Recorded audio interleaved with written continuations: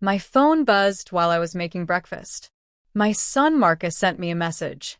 Dad, my wife's family is coming to visit the farmhouse. We need privacy, so please go stay somewhere else for a few days. I read it twice. Then I wrote back, okay, son. But I wasn't going anywhere. What I did next changed everything. 1 hour later, something happened that made my son's in-laws tell him to leave their daughter. Hello, friends. Before I start telling you this story, I need to ask you something special. If you like what you hear today, please click the like button and subscribe to Jamal's Stories. Also, write down in the comments where you are watching from. It makes me so happy to know you are listening. Thank you so much. Now let me begin. The morning air smelled like fresh hay and wildflowers. Birds were singing in the big oak trees around my farm. But inside my chest, my heart felt cold and heavy. I was standing in my kitchen, the same kitchen where I taught Marcus to make pancakes when he was 7 years old. The same place where we laughed and talked about his dreams. Now he wanted me gone. The kitchen counter was made of wood that I cut myself from trees on this land. I built this farmhouse with my own 2 hands 30 years ago. Every brick, every window, every door. I remember the summer I put up the roof. It was so hot I thought I would melt. But I kept working because I wanted to make a home for my family. This wasn't just a house. It was my life in walls and windows. But today, I felt like a ghost in my own home. Like I didn't matter anymore. Outside on the big porch, I could see them sitting at the long wooden table. My son Marcus sat with his head down, eating slowly. He wouldn't look at me. His shoulders were tight and nervous. He looked like a little boy who broke something and was hiding. But he wasn't hiding behind me this time. He was hiding from me. Across from him sat Walter and Beatrice Stone. They were the parents of my daughter-in-law Simone. They were eating the breakfast I made like they were doing the food a favor by tasting it. Walter was a big man with a red face. Beatrice wore so much jewelry it looked heavy. Gold chains, gold rings, gold bracelets that clinked when she moved. She picked at her eggs and pushed the plate away. "These eggs are cold," she said loudly to everyone and no one. "Remember that place we ate in Charleston, Walter? The eggs there were much better." Walter said, looking at his phone. The service was better too. But the loudest voice came from Simone. My daughter-in-law sat at the head of the table. My table. She was pouring orange juice and looking around like she owned everything. She wore a bright yellow dress that was pretty, but her face wasn't kind. She looked at my porch like a queen looking at her kingdom. "Mom, Dad, wait until you hear our plans," she said. Her voice was sharp like breaking glass. "Marcus and I decided this old porch has to go. We're going to knock it down and build a modern deck. All glass and metal. And this vegetable garden," she waved her hand at my tomato plants that I watered every morning, "is so old-fashioned. We need something clean. Just grass and stones. No more dirty plants everywhere. Right, Marcus?" Marcus jumped a little and nodded fast, putting bread in his mouth. "Yes, honey. Whatever you want." I stood at the kitchen door with a plate of fresh fruit. Inside my chest, something cold and hard was growing. They were talking about destroying my work, the garden I planted, the porch I built. They were talking like I wasn't even there, like I was just an old piece of furniture they would throw away soon. "Jamal," Simone's voice cracked like a whip. "We need more coffee. The pot is empty. And bring some sugar. This coffee tastes bitter." She didn't even turn her head to look at me. She just snapped her fingers in the air. Walter and Beatrice looked at each other and smiled a little. In their world, there were only 2 kinds of people. People who give orders and people who follow them. To them, I was just a poor old man who lived in this farmhouse because they let me. They thought I should be grateful and do whatever they said. I took a deep breath and counted to 3 in my head. Getting angry was not going to help. Anger makes you do silly things. As a carpenter, I learned that if a wall has cracks, you can't just paint over them. You have to fix what's broken underneath. But right now, I needed to stay calm. For Marcus. For the peace I thought I had to keep. "I'll bring it right away," I said quietly. My voice didn't shake. I put down the fruit plate, took the empty coffee pot, and walked back inside the house. In the quiet hallway, I leaned my head against the cool wall. My heart was beating so loud I could hear it in my ears. Stay strong, Jamal, I told myself. They're leaving in 1 week. You survived building this house in the rain.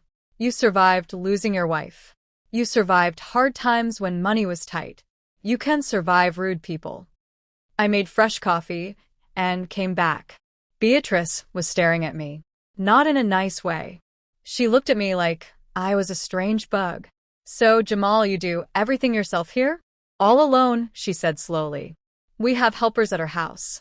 Marcus told us you just have nothing to do since you're retired, so you keep busy with little chores. I didn't answer. I just poured coffee into their cups. Inside me, I felt like a rope being pulled tighter and tighter. Soon it would snap. I need to go to the farmer's market, I said suddenly. The words just came out. I needed to leave. I needed to breathe air that wasn't full of mean words. We need fresh peaches. Do you like peaches? Oh, sure, go ahead, Simone said, not even looking at me. She was already talking to her parents again. And get some good cheese. Not the cheap kind you bought last time. I grabbed my hat and walked out the gate. I didn't even change my shirt. The sun was bright and warm. I needed it. I walked down the dirt road toward town, past the old oak trees with moss hanging down like curtains. The sound of the creek got louder as I walked, washing away the angry voices in my head. The farmer's market was always busy on Saturday mornings. People were calling out prices. It smelled like fresh bread and flowers and ripe fruit. This was where I felt alive, where I felt like myself again. I stopped at my favorite fruit stand to pick out peaches. Big, soft peaches that smelled like summer. I was choosing the best ones. Even though they were mean to me, I still wanted to give them good food. That's just who I am. Then my phone buzzed in my pocket. I pulled it out, squinting because the sun was so bright. A message from Marcus. My heart skipped. Maybe he felt bad about being rude. Maybe he wanted to say sorry for how Simone acted. I opened the message. The words were hard to read at first because my hands shook a little. But then I understood. It felt like someone punched me in the stomach. Dad, we know the farmhouse is yours, but Simone's parents feel uncomfortable. We want to be alone with them to talk about family business. Please go to a hotel until next week. We'll pay for your room. I stood still in the middle of the market. People walked around me. Someone bumped into me and said sorry, but I didn't hear them. Everything went quiet. Your farmhouse? That's what he called my home. The place I built with my own hands. Uncomfortable in my house? Go to a hotel. I read the message again. The tears that were starting to come suddenly dried up. They disappeared like water on a hot pan. Instead of feeling sad, instead of feeling hurt like a forgotten father, something else came.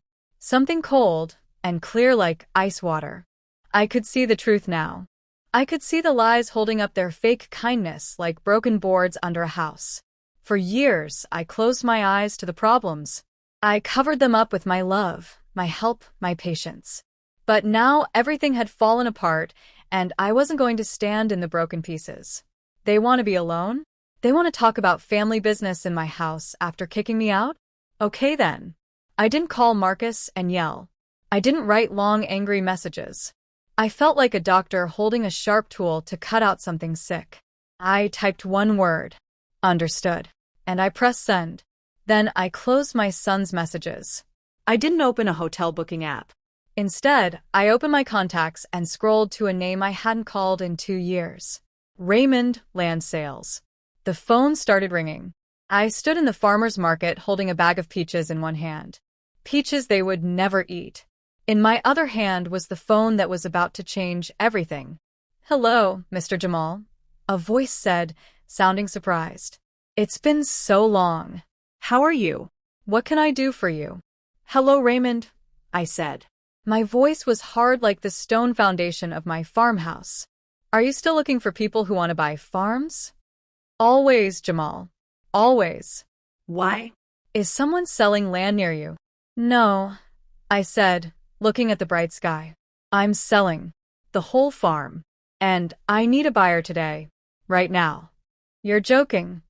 I'm selling Riverside Farm, and I need someone who can buy it today. I threw the bag of peaches in the nearest trash can. The fruit hit the bottom with a soft thud. That sound felt like the end of my old life. I turned and walked away from the market.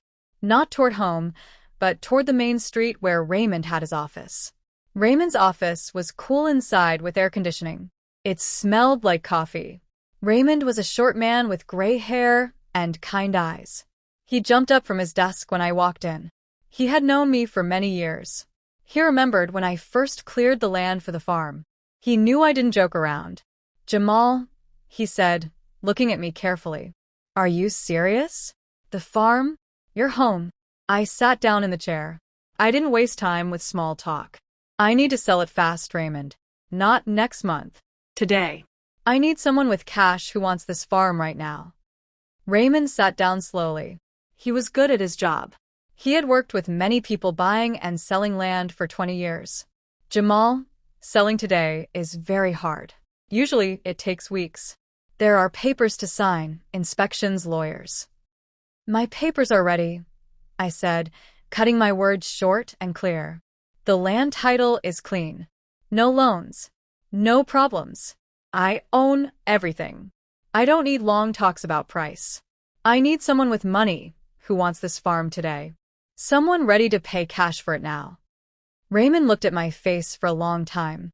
He was trying to see if I was crazy or desperate or just upset. But he only saw me being calm and sure. "Did something bad happen?" he asked carefully. "A new life is starting," I answered. "And the old house doesn't fit in it anymore. Do you have someone like that?"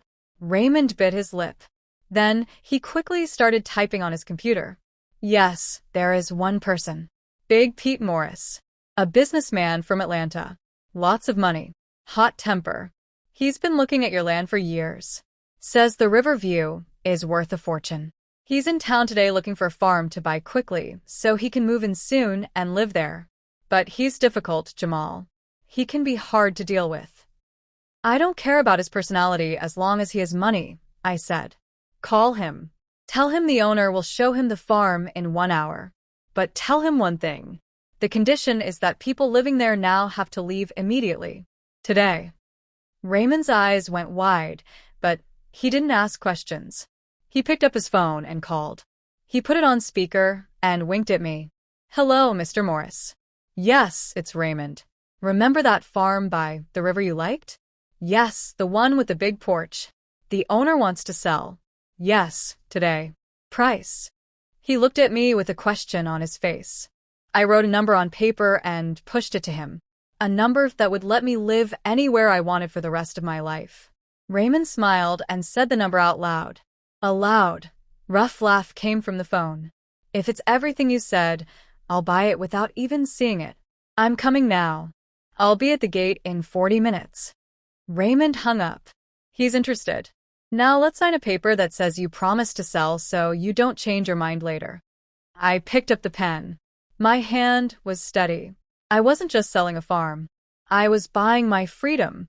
Every time I signed my name, the heavy weight on my shoulders got lighter. I wasn't the helpful dad anymore. I wasn't the free cook. I wasn't the man they could push around. I was Jamal Carter again. The man who built his own life. "Thank you, Raymond." I stood up. "See you at the farm." I left the office and looked at myself in the window. A tired old man in a work shirt with messy hair. No, this wouldn't work. I wouldn't go back there looking weak. I would go back looking strong. I walked into a clothing store next door. It was an expensive shop where Simone only looked through the windows and complained about the prices. I walked in with my head high. I didn't need a whole new outfit. I didn't have time. I needed something that would change how I looked. I chose a navy blue vest, clean and sharp. Something I used to wear when I went to important meetings years ago. Then I picked up a new cap, not my old work hat. A clean brown cap that made me look respectable. I paid with my card and walked out. Now I felt different. The vest made me stand taller. The new cap made me feel fresh. I went into a small coffee shop and ordered tea. I sat at a table where I could see the town clock. I had 30 minutes left. I wasn't scared to go home. I was excited. Inside me was the feeling you get before winning a game, when you know the other player's cards but they don't know yours.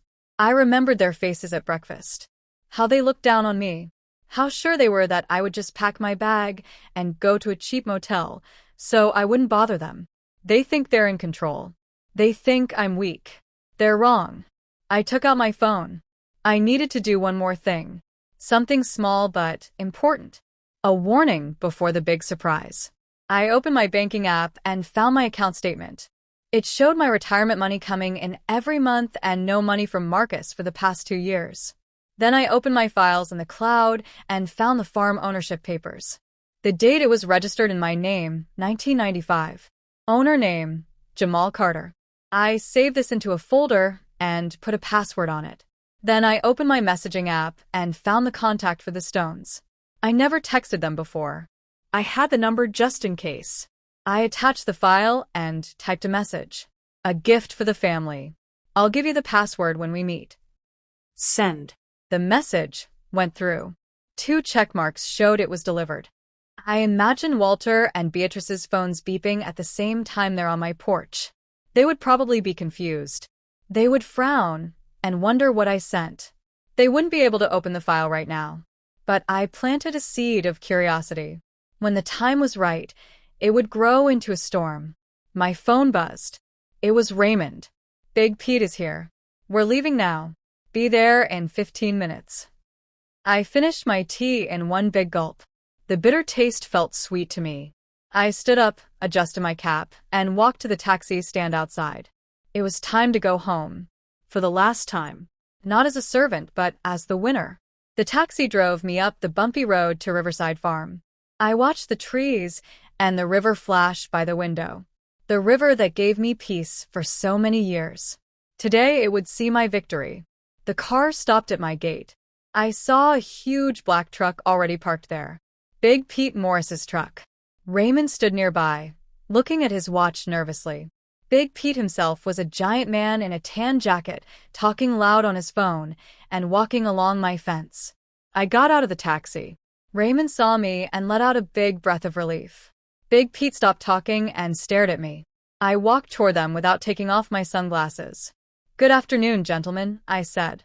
"Sorry I'm a little late, Mr. Jamal," Big Pete said in a rough voice, looking me up and down. "Raymond said you were a nice old farmer. But I see a boss. I like that. Let's not waste time." "Time is money, Mr. Morris," I said, opening the gate with my key. "Please come in. The tour will be quick." We walked into the yard. From the back of the house, from the porch, I could hear glasses clinking and Simone laughing loud. They were celebrating. They were drinking my lemonade, sitting at my table, sure they had kicked me out. I turned to the 2 men. "I have one rule before we go in," I said quietly. Big Pete frowned. "What is it?" "There are people in the house right now who don't know about the sale. They think they have a right to be here. I need you to act like you already own this place. You're not just a buyer. You're the new owner who doesn't take no for an answer." Big Pete's face broke into a huge smile. His eyes lit up like a kid with a new toy. "Kicking out squatters? I love that even more than buying farms. Let's go, Mr. Jamal. Let's give them a show." We walked down the path toward the house. The laughing on the porch got louder. I heard Marcus's voice, relaxed and happy. "Yes, sir. That's a great toast. To us." I stepped up onto the porch stairs. Big Pete and Raymond followed me like bodyguards. The show was starting. I pushed open the screen door, and the happy noise stopped like someone turned off a radio. Marcus froze with his glass in the air. His mouth fell open. Simone, who was sitting in my favorite chair, slowly stood up. Her eyes got narrow and mean. Walter and Beatrice Stone stopped eating, staring at me like a stray cat had walked into their party. But I didn't look like a stray cat. I stood up straight in my vest and new cap. Behind me were 2 men who looked important. "Dad," Marcus said first. His voice shook. "Dad, you came back. We had an agreement." Simone jumped up fast. She smoothed her dress and put on a fake smile, the kind of smile you give to annoying relatives. "Jamal," she said in a sugary voice, stepping forward to block their view of the food on the table. "You must have forgotten something. Your suitcase? Your wallet? We thought you were checking into the hotel by now. We sent you money for the taxi. She reached into her purse, hanging on the chair.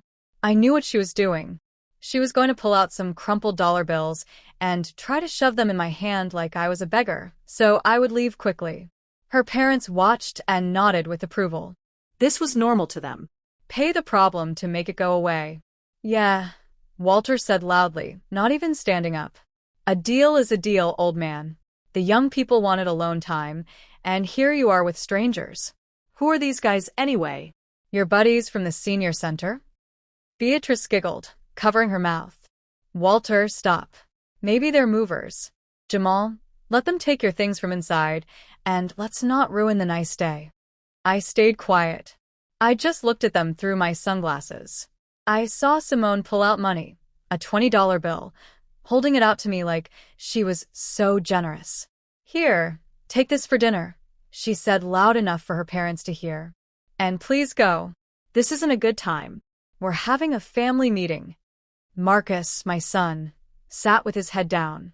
He didn't look at me. He was turning his glass around and around like if he stared at it long enough, I would disappear. Dad, please, he said so quietly I could barely hear. Don't embarrass us. Just leave. That word, leave, hit me like a gunshot. Quiet but deadly. He chose their side. Finally and completely. I slowly took off my sunglasses. My eyes were dry and calm. No tears. No begging. Just cold steel. I ignored Simone's hand with the money, walked past her like she was air, and stood in the middle of the porch.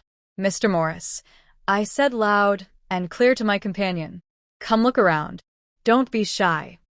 Big Pete, huge and loud, stepped forward, pushing past Simone so hard she almost fell. He looked around the big porch filled with golden sunlight like he owned it. Not bad, he said in his booming voice that filled the whole space. Good solid build. I like when a place has good bones. Who are you? Simone screeched. How dare you walk into someone else's house? Marcus, do something. Call the police. Marcus jumped up, confused. But when he saw how big Pete was, he shrank back down. Excuse me, but this is private property, he said, his voice uncertain. Exactly, Walter barked, standing up. His face turned red. This is my daughter and son-in-law's house. Get out before I call security. And you, Jamal, have you lost your mind, bringing strange men here? I turned to Big Pete, totally ignoring the yelling. As you can see, the porch has great light, I continued calmly, pointing at the big windows. Open space but still cozy. The kitchen connects to the eating area, which flows into the sitting space. Big Pete smiled, understanding the game. He walked to the wall and knocked on it with his fist. Then he stomped his foot on the wooden floor. Solid, he said with approval. Real wood, not cheap stuff. And the view. Show me the river view. Of course, I nodded. This way. We walked toward the back door, going right through the group of shocked relatives. Simone grabbed my arm. Her fingers dug into my skin. Her nails were sharp. What are you doing? She hissed in my face, forgetting to be polite. Her eyes were full of anger and fear. Are you crazy? In front of my parents? Do you want to ruin everything? I told you to leave. I slowly looked at her hand on my arm. Then I raised my eyes to her face. Take your hands off me, I said quietly, but in a way that made Simone jerk back like she touched fire. And don't interrupt the showing. Showing? Beatrice repeated, blinking fast. What's showing? I turned to her, then to Walter, then to Marcus, and finally back to Big Pete. Mr. Morris, I said loud so everyone could hear. How do you like the farm? I'll take it, he answered, putting his hands in his pockets. Location is perfect. House is strong. We talked about price. I'll send the money right now if I get the keys in 1 hour. Silence. So thick you could cut it with a knife. You could only hear a fly buzzing against the window. What do you mean take it? Simone whispered. Her face started turning gray under her makeup. I smiled. It wasn't a nice, fatherly smile. It was the smile of someone winning a chess game. It means, dear daughter-in-law, I said, saying each word carefully, that this farm is sold. And as you can see, the people living here now, I waved my hand at them, are temporary guests who need to leave within 1 hour. You can't, Simone screamed, looking back at her parents. Mom, Dad, he's confused. He's old and doesn't understand. He thinks he's selling our house. Walter frowned. His thick eyebrows came together. He looked at me, then at his daughter, then at Marcus, who had turned white as snow. Simone, he said in a heavy voice. What is he talking about? Why does he call this farm his? Simone panicked. Dad, don't listen. He's just listed as owner for tax reasons. You know how it works. We pay the mortgage. We put hundreds of thousands into this. This is our house. Tax reasons? Big Pete said with a laugh. Lady, I saw the papers 30 minutes ago. It says right there, Jamal Carter, only owner. No loans. No mortgages. No shared ownership. Clean as a whistle. Simone opened her mouth to argue, but no sound came. She was frantically trying to think of a new lie, but the web of lies was falling apart. I walked to the side table, where a pitcher of lemonade sat. Next to it was my folder from Raymond's office. I opened it, took out the original land title papers, thick paper with official stamps, and put it right under Walter Stone's nose. Read it, Walter, I said. You're a businessman. You trust papers more than words. Walter slowly, like he didn't want to, picked up the paper. His hands, big working hands of a man who built his own business, shook a little. He put on the reading glasses hanging around his neck. He read. Then he looked at his daughter. Then he read again. Carter, he read out loud. Land purchase date 1993. House built 1995. He put the paper down. The room got very cold, even though it was hot outside. Simone.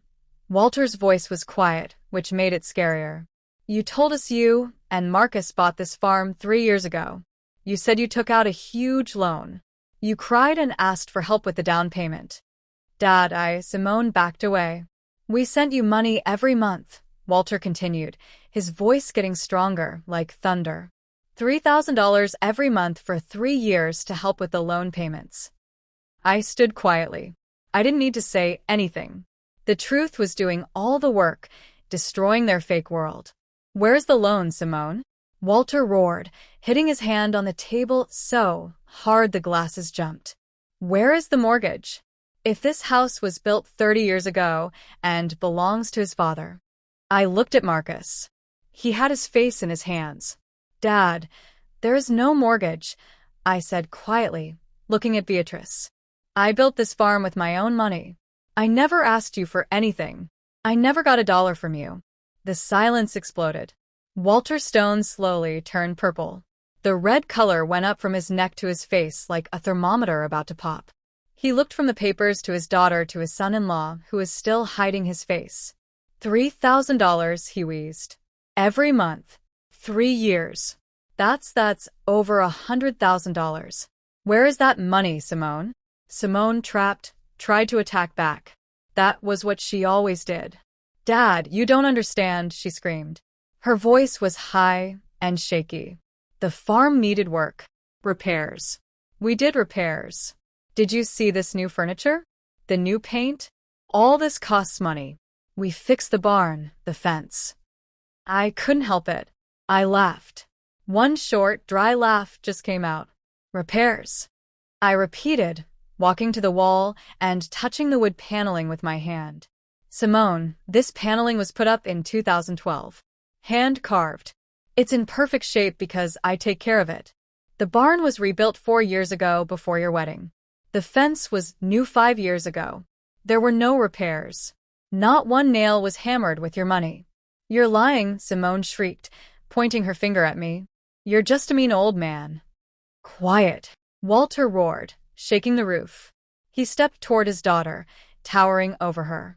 Don't you dare insult the man whose house you live in and lie to our faces. Repairs? Barn work?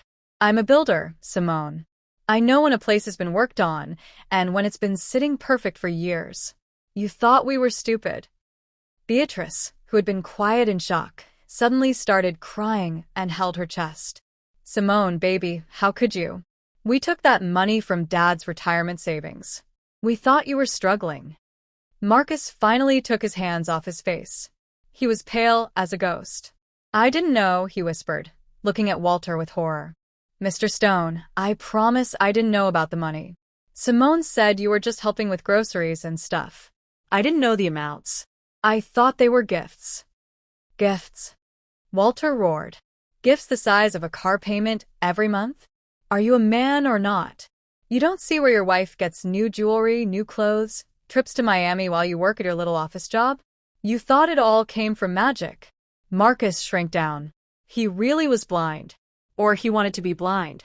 It was easier for him not to ask questions. Easier to live in comfort his wife created and not think about where the money came from. He betrayed me by being silent and weak. But now I saw he wasn't part of the stealing.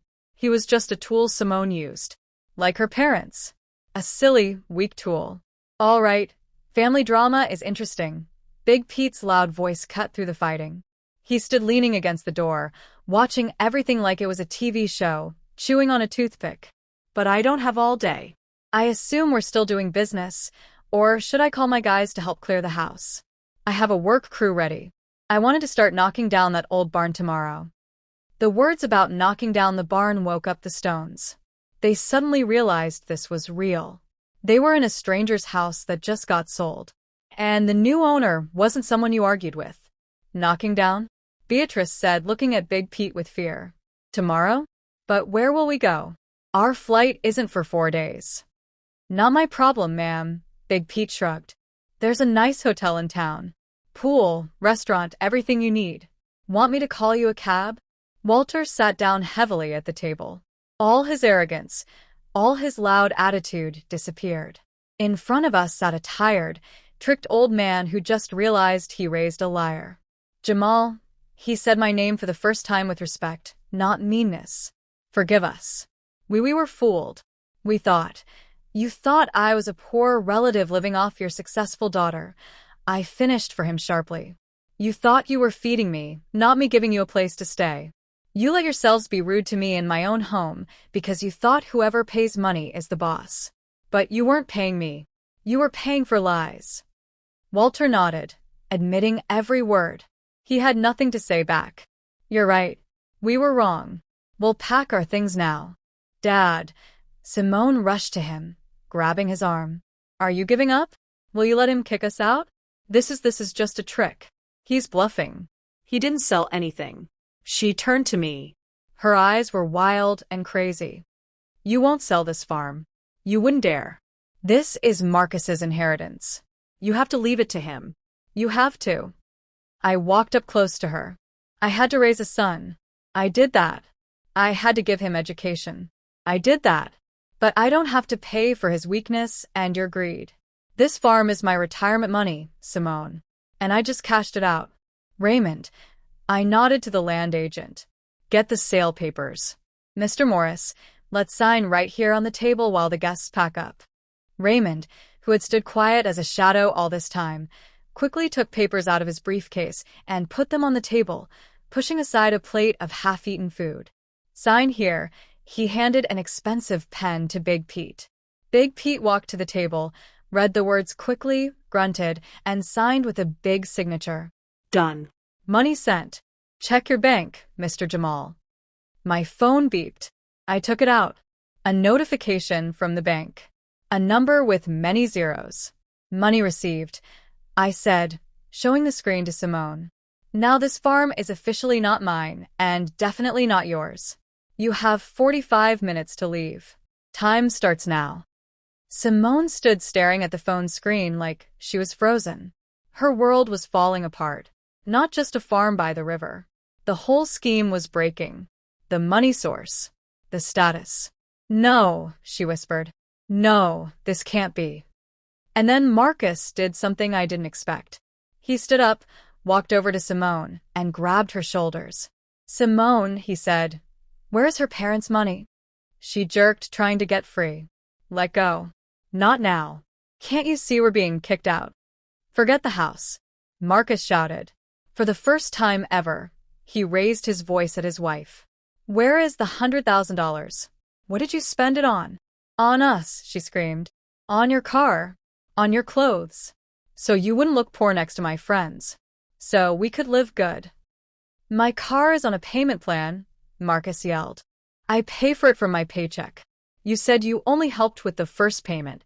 And the rest? Clothes? Your endless spa trips to California? Walter interrupted. Yes. Yes. I wanted to live nice. And you? You're cheap. You have millions in your accounts, but you won't spend on your only daughter. Simone broke into crying, smearing her eye makeup all over her face. I have a right. I'm your daughter. You're a thief, Walter said, heavy as a judge's verdict. You stole from your parents. You lied to your husband. You were mean to his father. He turned to Marcus. Pack your bags, son. Are you coming to the hotel with us? We have a lot to talk about. Marcus nodded. He looked broken, but in his eyes was something new. Some kind of clear thinking. But Simone wasn't giving up. She saw she was losing control. Over everyone. Over her parents, over her husband, over everything. She needed a last card to play. The biggest card that beats everything. She straightened up, wiped her tears with her hand, and looked at us all with a crazy, triumphant smile. You can't kick me out, she said, quiet but clear. And you, Marcus, aren't going anywhere. And you, Dad, won't leave me. Why? Big Pete asked, crossing his arms. He was clearly enjoying this drama. Simone put a hand on her stomach. Because I'm pregnant, she shouted. You're going to have a grandchild and heir. You won't throw a pregnant woman on the street. Jamal, you're going to be a grandfather. You wouldn't dare. Silence again. Marcus froze. His mouth opened. Hope appeared in his eyes. Hope that everything could still be fixed. That there was something worth staying for. That this nightmare had a good side. Pregnant, he whispered. Simone, is it true? Beatrice gasped and put her hands to her heart. Walter froze. His anger stumbled against the important idea of a grandchild. I looked at Simone. At her pose. At her eyes jumping around to see everyone's reaction. And I knew. I just knew. I slowly breathed out, looking straight into Simone's triumphant eyes. She stood like a hero protecting something precious. And the act was perfect. Too perfect. Pregnant. Marcus repeated, taking an uncertain step toward her. His voice shook with hope and fear. Why didn't you tell me? I wanted it to be a surprise, Simone sobbed, instantly becoming fragile. I was saving this news for a special family moment. And you? You're giving me so much stress. It's bad for the baby. Beatrice rushed to her daughter, forgetting about the stolen money. The grandmother instinct was stronger than logic. Oh, baby, you shouldn't be upset. Walter, say something. We can't do this to her. Walter stood frowning. His face was still red with anger, but the news clearly confused him. He was a traditional man. A grandchild is sacred. A grandchild could make up for the daughter's sins. Big Pete shifted from foot to foot, looking at his watch. All right, the soap opera continues, he grumbled. But I'm on a schedule, Mr. Jamal. What are we doing? Kicking out the future mother, or what? Everyone looked at me. Simone with defiance. Marcus with begging. The Stones with expectation. They expected me to give in. Expected the word grandfather to melt my heart. Make me forget the humiliation and lies. But I wasn't looking at them. I was looking at the table. There, among the leftovers from the big breakfast, sat an empty pitcher of sweet tea, and another one started. Next to Simone's plate was a glass with liquid still in it. I slowly walked to the table and picked up the pitcher by the handle. The glass was warm. Strange, Simone, I said, and my voice rang in the silence like a bell. Very strange. What's strange? She snapped, but panic flashed in her eyes. Strange drink for a pregnant woman. I lifted the pitcher higher, showing everyone. Extra strong coffee, full caffeine. You drank almost the whole pot during breakfast. I poured for you 3 times myself, and you asked for more. Simone went pale. That's decaf, she blurted out. No, dear. I shook my head. This is the strong morning blend from my special beans. I know every pot I make. And you know what real coffee tastes like. You drank it, laughed, and wanted refills. A pregnant woman who cares about her baby wouldn't pour a pot of strong coffee into herself in this heat. Marcus looked at the pitcher in my hand, then at his wife's empty cup, then at her face. You were drinking strong coffee, he said flatly. I saw it. You drank 4 cups. Simone, you're lying. I just took a sip, she shouted, backing away. 1 sip to wake up. Doctors say it's okay. Doctors say it's okay to get jittery until your hands shake? Walter asked. He walked to his daughter, grabbed her chin, and looked in her eyes. Breathe on me, Simone. Breathe. Simone jerked away. And with that movement, she gave herself away completely. The smell of strong coffee in the hot room was already obvious, but now it was proof. You're not pregnant, Walter said with disgust, wiping his hand on his pants. You're just a liar willing to fake even an unborn baby to save yourself. It was a mistake, Simone sobbed, falling into the chair. I thought I was pregnant. I was late. I didn't take a test, but I felt it. Enough. Walter cut her off. He turned to Marcus. Son, listen carefully. I'm a tough man, but fair. This woman, he pointed at his crying daughter, is sick with greed and lies. She stole from us. She was mean to your father. She made up a baby to manipulate us. He paused, breathing hard. If you leave with her now, if you forgive this, you're dead to me. I'm cutting her out of my will. I'm closing all her accounts. She won't get a penny from me. And you, if you stay with her, will live on your small salary and pay her debts. And I'm sure there are many debts. Marcus stood like he was hit by lightning. He looked at his wife, who had turned into a pathetic, crying mess. He looked at me, calm and straight, standing next to the new owner of the farm. He looked at his father-in-law, offering him a choice between honor and the pit. Marcus, Simone wailed, reaching her hands to him. Don't listen. I love you. We'll be fine. They just want to separate us. Separate? Beatrice asked quietly. She walked to her son-in-law and took his hand. Her eyes were full of tears. Marcus, honey, listen to me. I'm a mother, and it hurts to say this about my own daughter, but she will destroy you. She already started. Run, son. Divorce her. Send her to us. We'll deal with her. Rehab or therapy, I don't know. But save yourself. Marcus looked at his mother-in-law. In her eyes was such real pain and fear for him that his last defense broke. He slowly pulled his hand from Simone's grip. She had grabbed his sleeve. I'm filing for divorce, he said. His voice was quiet but firm for the first time in many years. What? Simone froze. I'm filing for divorce, he repeated louder. I don't believe a single word you say anymore. I'm tired of being a fool. He turned to me. Dad, forgive me. I was blind. I nodded. I wanted to hug him, hold him close like when he was little. But now wasn't the time for soft feelings. The lesson had to be learned completely. I forgive you, son. But the farm is sold, and you have to leave with them. I understand, he lowered his head. I'll go to a hotel. I need to think. Perfect. Big Pete clapped his hands. Drama over. Ending clear. Now, everyone exit, please. My work crew is waiting. I'm tearing down that old shed tomorrow morning. Walter silently took the crying Simone by the elbow. Beatrice picked up her purse. Marcus grabbed his jacket. They shuffled toward the exit. Simone screamed, cursed us all, threatened to sue. But her father dragged her like a bulldozer. 5 minutes later, their car, tires spinning, drove out the gate. It became quiet on the porch. Only me, Raymond, Big Pete, and the sound of crickets remained. Well then, old owner. Big Pete winked, pulling out a cigar.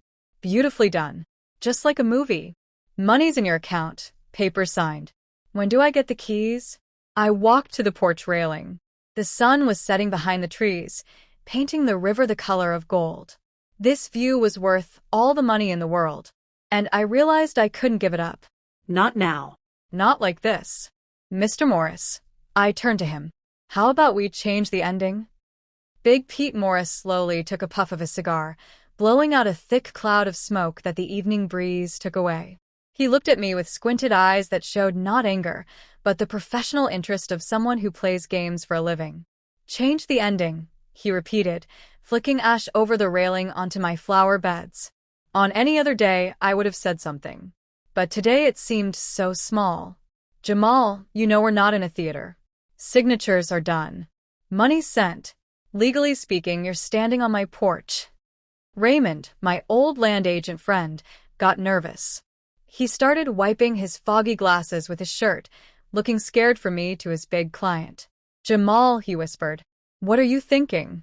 The deal is closed. Recording the papers is just paperwork. My assistant already sent everything. You can't just—" "I can," I interrupted him, not taking my eyes off Big Pete. "The deal is still being processed. We can do a return as a mistake or cancel the contract by agreement right now." "Why?" Big Pete leaned his elbows on the railing, looking down at me like a mountain. "You got a great price. You got rid of the dead weight. Why do you want this farm where every corner now reminds you of betrayal? If I were you, I'd take the money and fly to Hawaii." I looked at the river. It was getting darker, turning from blue to deep purple. "This farm doesn't remind me of betrayal, Mr. Morris. It reminds me of my work, my life. The betrayal was in the people, not the land. The people are gone. The land stays. And I don't want to lose it." I turned to him and stood straight. "I sold the farm to burn bridges. So my son and his wife wouldn't think they could come back. So I wouldn't have a way to retreat into being the easy dad. This show was necessary. But the curtain has closed." Raymond made a choking sound like a moan. "Jamal, but my commission. I worked. Your commission stays with you, Raymond," I told him. "I'll pay you the full percent. Think of it as payment for Best Supporting Actor." Raymond immediately went quiet, his face getting happy. Now, everything depended only on Big Pete. He could refuse. He could kick me out, and would be right.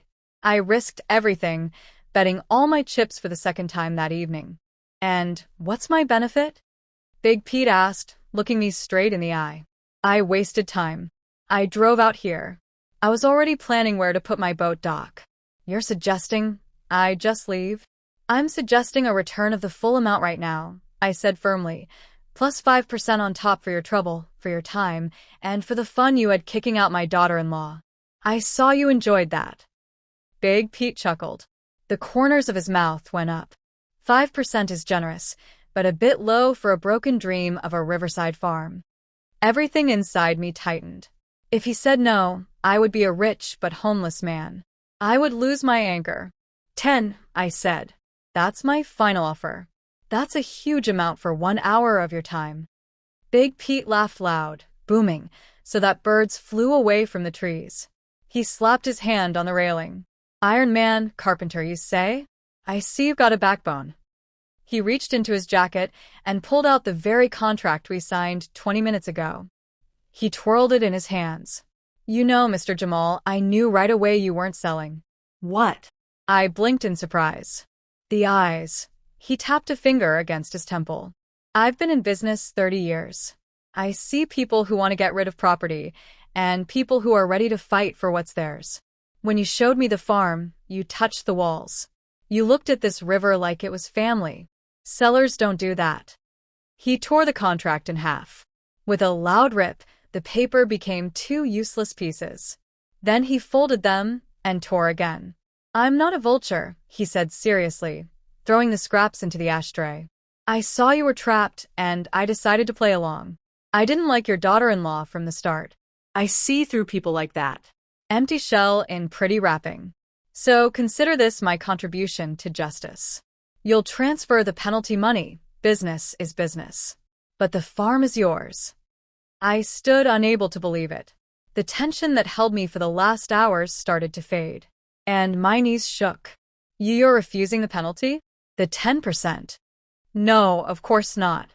I'm not stupid," he grinned. "You'll transfer the fee. Business is business. But the farm stays yours. Raymond, cancel the deal. Tell the bank there was a mistake in the routing numbers." Raymond quickly nodded, already dialing on his phone. Big Pete held out his hand to me. His palm was huge and warm. Pleasure doing business with a smart man. And now, if you'll let me, I'll drink a glass of that lemonade your pregnant daughter-in-law didn't finish. To victory. I shook his hand. With pleasure, I said. I'll get a fresh pitcher. That one's warm. We went back to the living room. The house was mine again. The silence that seemed scary before now felt like peace. But in this quiet, a sharp sound suddenly rang out. It was my phone on the table. The screen lit up with the name Marcus. The phone vibrated on the smooth table like something alive demanding attention. Marcus. The name pulsed on the screen, making me feel many things. From the usual father worry to a new cold distance. Big Pete, already holding a glass of fresh lemonade, nodded at the phone. Going to answer or let him wait? I picked up the phone but didn't rush to press accept. Let him wait, I said, declining the call. Silence is good for him. But the phone rang again and again. The stubbornness with which he tried to reach me suggested that out there, beyond my farm, the next part of the drama was happening. On the fourth try, I finally answered, putting it on speaker. Dad. Marcus's voice was frantic. Background noise of traffic and female screaming could be heard. Dad, can you hear me? This is hell.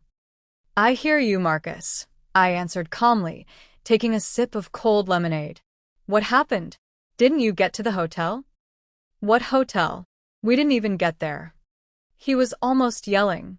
Mr. Stone stopped the car right on the highway. He kicked Simone out. I raised my eyebrows in surprise, meeting Big Pete's eyes. He chuckled approvingly. Kicked her out, I repeated. On the road? Yes. They were fighting the whole drive.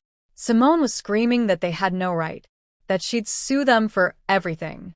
She called Mrs. Stone an old fool who knows nothing about life. And then Mr. Stone just hit the brakes. He opened the door, threw her suitcase on the side of the road, and said, Walk. Maybe your brain will work better. In the background of the call, Beatrice's voice was heard, shaky and weak.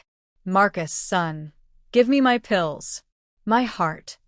Dad, Marcus continued. And I heard panic in his voice. We're at a gas station now. Mrs. Stone is sick. Simone is back there on the highway. She's screaming and throwing rocks at cars. I don't know what to do. Should I go back for her or take Mrs. Stone to the hospital? I'm confused. I close my eyes. My son is 35 years old, and he's still asking Dad how to act in a situation he created with his weakness. Marcus, I said sharply. Listen carefully. You call an ambulance for Mrs. Stone right now if she's really sick. You stay with the parents who became victims of your wife. And Simone is a grown woman. She has a phone. She has money for a taxi. The same money she stole from her parents. She'll figure it out. But she's my wife, he said pitifully. She's a criminal, Marcus. I cut him off. And if you go back for her now, you become part of it. You choose lies. Is that what you want? A pause. I heard his heavy breathing. Heard him fighting the habit of being nice, being good for everyone. No, he finally breathed out. No, I won't go back. I'm staying with the Stones. We're going to the police. Mr. Stone wants to file a fraud report. Right choice, I said. Stay strong, son. It's going to be a long night. Dad, what about you? His voice shook. Can I come to you later when this is over? I have nowhere to go. The apartment in the city turns out it's a rental too.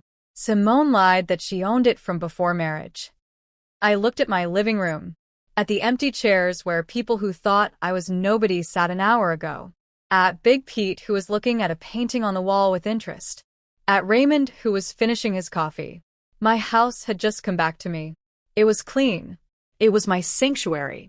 And I wasn't ready to let in the chaos that still hung on my son's shoulders. No, Marcus, I said gently but firmly. You can't come to me. Why? He was shocked. But you didn't sell the farm. You're there. I am here. But my house is currently off limits to stupidity, to weakness, to other people's problems. You're 35. Get a room at a hotel. Figure out your life yourself. Without Dad's advice, without Dad's cooking, and without Dad's roof over your head. Only then will you become a man. Dad, you're abandoning me. I'm letting you go, I corrected. Those are different things. Call me in a month when you have a divorce paper in hand and a plan for how to live. Goodbye for now. I pressed end call before he could reply. My hand with the phone dropped. Inside was empty, but it was a clean, clear emptiness, like in a freshly swept room. Big Pete slowly clapped his hands. Bravo, he said without any joke. That was stronger than selling the farm. Refusing your own son when he's desperate. That takes nerves of steel. That takes love. I disagreed, looking at the dark phone screen. Sometimes love isn't catching them when they fall, but letting them learn to stand up themselves. If I give him a crutch now, he'll stay weak forever. Wise, he nodded. Well then, Mr. Jamal, the show is over. Bad guys punished. Heroes sent away to grow up. And us. And us. I smiled truly and lightly for the first time that day. We celebrate. Raymond, get the whiskey. The one you brought me as a gift 3 years ago, and we never got around to opening. Raymond beamed. The 15-year-old Kentucky bourbon. It's in the car. Be right back. While Raymond ran to the car, I walked out onto the porch. Night had taken over completely. The stars over the river were bright and sharp. Below in the darkness, the water flowed.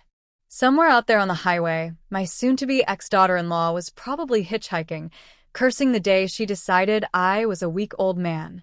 Somewhere out there, my son was making adult choices for the first time in his life. And I stood on my land. I felt the warmth of the sun-baked wood through my shoes. I breathed the smell of night flowers. I was alone, and I was free. But the story wasn't quite finished. There was one detail, a small thing I hadn't told even Big Pete. When I sent that file to the Stones, the scan of the ownership papers, I attached another document to it. Simone's bank statement. The one I managed to get through old connections in the banking world a week ago when I first started suspecting something was wrong. I knew about the money for a while. I was just waiting. I was giving them a chance. And now when Walter Stone, sitting in the police station, finally opens that file, entering the password I'm about to send him, he will see not just numbers. He will see who Simone sent money to. And one name there will surprise him. A boyfriend? No, of course not. The word boyfriend wasn't in the statement. There was the name of a personal trainer. She transferred $1,500 to weekly with the note fitness coaching. But the name wasn't random. I took out my phone and typed a message to Walter. Password for file. 1992. Your daughter's birth year. Look at the last pages. There are transfers to a certain Devin Richards. I think you'll want to know who that is. Send. Now the ending was truly final. I went back to the living room where Raymond was pouring the golden liquid into glasses. To a new life, Big Pete said. To freedom, I answered, clinking glasses. And then my phone pinged again. But it wasn't Marcus, and it wasn't Walter. It was a notification from a travel app. Price for tickets to Paris dropped. Are you still interested? I looked at the screen. Paris. My dream. The city I studied in architecture books but never saw in person because I always had to help someone, save someone, build something. I raised my eyes to my guests. Gentlemen, I said, do you know the Eiffel Tower lights up every evening? Big Pete laughed. Mr. Jamal, you never stop surprising. You going? I'm going, I said with certainty. Tomorrow. But I didn't know that tomorrow morning would bring me one more surprise. A surprise that would make me delay for another couple of hours, because someone I didn't expect to see at all would show up at the gates of my farm. Morning greeted me not with rooster calls, but with loud knocking at the gate. I put down the cup of tea I was drinking on the porch, already packed with a small suitcase at my feet. The ticket to Paris was bought for the evening flight. Taxi ordered for noon. I wasn't expecting anyone. I walked to the gate, adjusting my cap. Behind the iron bars stood not Marcus, not Simone, and not even the police. There stood a delivery man with a huge basket of yellow sunflowers. And behind him, leaning against his truck, stood Big Pete. I opened the gate. Mr. Morris. I was surprised. Did you forget your hat yesterday? No, Mr. Jamal, he smiled, taking off his sunglasses. I didn't come for things. I came with a proposal. He nodded to the delivery man. The man carried the basket into the yard and put it at my feet. A white envelope lay among the flowers. This is for you, Big Pete said. Last night I was thinking, you rarely meet a man with such character and such taste for life. I raised an eyebrow questioningly. And what's in the envelope? Another sale contract. No, it's a rental contract. He stepped closer. I figured you're leaving for France. The farm will be empty. And I fell in love with this place and your vegetable garden. I propose a deal. I rent Riverside Farm from you for the whole summer for very good money. But with one condition. Which is, you let me sometimes send you photos of the tomatoes, so you can tell me how not to kill them. I'm terrible at gardening, and it's a shame to ruin such beauty. I laughed. There was so much lightness in that laugh, as much as I hadn't felt in years. You know how to make offers that are hard to refuse, Mr. Morris. And also, he lowered his voice, I can watch the house so no relatives think of coming back. My security is very convincing. It was the perfect option. The house would be looked after, plants watered, and I would get extra money for travel and a guarantee of safety. I agree. I held out my hand to him. An hour later, I was sitting in a taxi. Big Pete stayed at the farm, the new temporary guardian who would water my tomatoes and keep away the ghosts of the past. I looked at the shrinking house, at the sparkling river. The phone in my bag pinged. I took it out. A message from Marcus. Dad, I filed the report. Simone was arrested for causing trouble on the highway. And then the stuff about the money came out. It's bad. Mr. Stone is furious. I rented a room, looking for a job. Forgive me. I'll handle it. I smiled and typed a reply. I believe in you. You'll handle it. See you in a month. I'll bring you a French beret. Love you. Then I opened settings and pressed block on Simone's number. Forever. I leaned back in the seat, breathed in the smell of the leather interior, and looked at the road running into the distance. Ahead was the airport. Ahead was Paris. Ahead was a life that belonged only to me. I closed my eyes and for the first time in many years heard not the noise of others' demands, but the music of my own soul. The silence was beautiful. Did you like the story? And which city are you listening from? Let's meet in the comments. If you like the story, you can support me by sending a super thanks so I can keep bringing more stories like this. Thank you so much for your sweet support. I'm looking forward to your comments on the story. On the screen, you can see 2 new life stories that I highly recommend. There's so much more on my channel. Don't forget to subscribe. See you in the next life story. With love and respect.